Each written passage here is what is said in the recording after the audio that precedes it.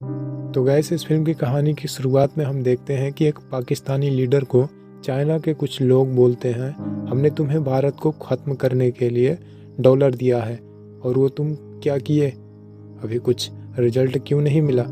Pakistani leader कहता है, जनाब आप बिल्कुल फिक्र ना करें, हम आपके पैसे को सही जगह लगा रहे हैं, इस बार तो हिंदुस्तान को मिट्टी में मिला ही देंगे।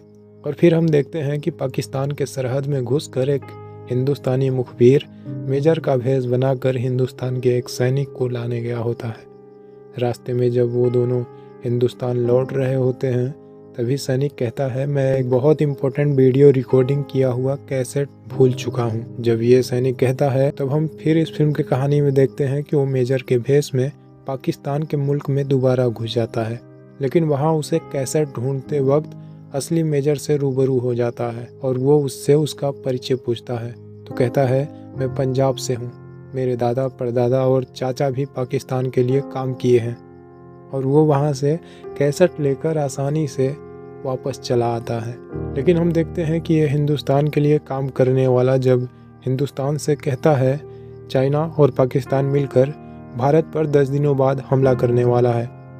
हिंदुस्तान जब ये सुनता है तो हिंदुस्तान को बड़ा झटका लगता है, क्योंकि वो अभी लड़ाई करने के लिए तैयार नहीं था। सब बहुत टेंशन में होते हैं कि 10 दिनों में लड़ाई की तैयारी कैसे हो सकती है। लेकिन हम इस फिल्म की कहानी में देखते हैं कि हिंदुस्तान भी एक प्लान बनाता है जिसमें वो पंजाब का एजेंट हिंदुस्तान का साथ देता है और वो हिंदुस्तान के लिए ISI के साथ मिलकर काम करता है। उसके बाद हमें एक कासिम नाम के शख्स को दिखाया जाता है जो गलती से पाकिस्तान के सरहद में चला जाता है। कासिम को तभी वहाँ आतंकवादियों से मुलाकात होती है और वो लोग कासिम को हिंदुस्तान के ऊपर अटैक करने के लिए चुनते हैं और उसके अंदर हिंदुस्तान के प्रति जहर भर देते हैं और वो हिंदुस्तान को तबाह करने के लिए हाँ कह देता है। तभी हम देखते हैं कि भारत के ISI और मुखबिर को पता चल जाता है कि कासिम को पाकिस्तान माध्यम बनाया है हिंदुस्तान पर अटैक करने के लिए। तो वो लोग उसका पीछा करते हैं और हम देखते हैं कि जिस कासिम को पाकिस्तान चुना होता है उसे मुंह छुपाकर हिंदुस्तान का मुखबिर एक चिट्ठी देता है जिसमें लिखा होता है, प्लेन हाईजैक करना है, और हिंदुस्तान खुद अपना कासिम से प्लेन हाईजैक कराता है, जो कि हिंदुस्तान को अटैक से बचाने के लिए ये चाल होता है।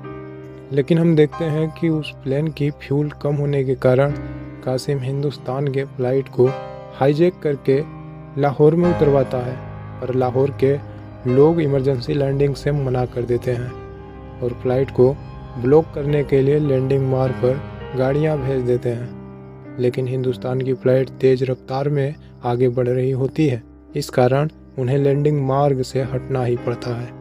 और फिर हम देखते हैं कि वहाँ उन उतरे यात्रियों को देखकर पाकिस्तान अटैक नहीं करता, बल्कि उन्हीं यात्रियों के बल पर पाकिस्तान हिंदुस्तान से कश्मीर की मांग करता है।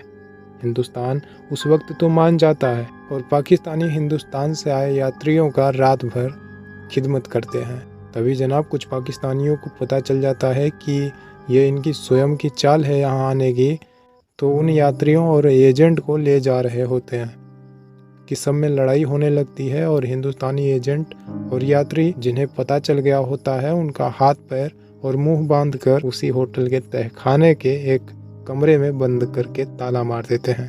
तभी अगली सुबह वहां पाकिस्तानी पुलिस आ जाती है और उन्हें हिंदुस्तान का एक मुखबिर फ़ोन करता है और कहता है, मैं प्रेसिडेंट का PM बोल रहा हूँ, प्रेसिडेंट ने हुक्म दिया है हिंदुस्तान के यात्रियों को सरहद तक छोड़ने की, तुम छोड़ दो। लेकिन जनाब भूलिए मत, यह हमारे हिंदुस्तान का चाल था इस देश को बचाने के लिए।